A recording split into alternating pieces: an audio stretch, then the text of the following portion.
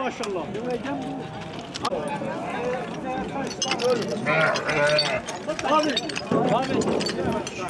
Babici.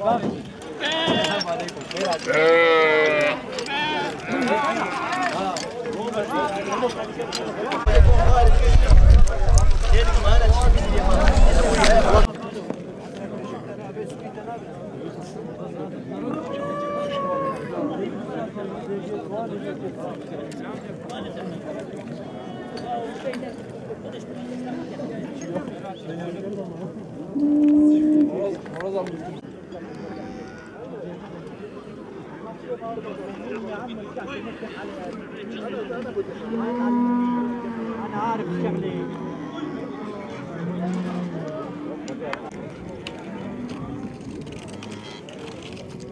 توزة. خمسة والشارع بتوزة.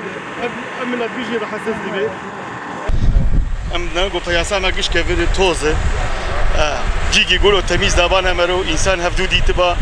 سوالي مدنا كفير نافا كفرات إيه ونيجي وادش كي ملت راح أسد بيت توزة.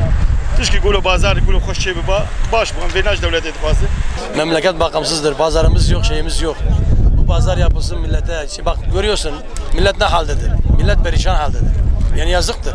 Türkiye çapında geçsen böyle bir pazar yok. Yani bu insanlar da insandır. Ha bunlara bir şeylik olsun yani ha. Hizmet olsun, bir şey olsun, pazar kurulsun, resmi bir yer, bir şey olsun değil mi? Pazar yeri güzel değildir. Yani Midyat halkı özellikle bütün Batman'a, Kızıltepe'ye, Mardin'e her yerde pazar piyasasına geliyorlar. Özgün'ün piyasa yeri, hayvan yeri çok affedersin güzel değildir, yeri iyi değildir. Midyat Belediye Başkanı'na özellikle selam söylüyorum.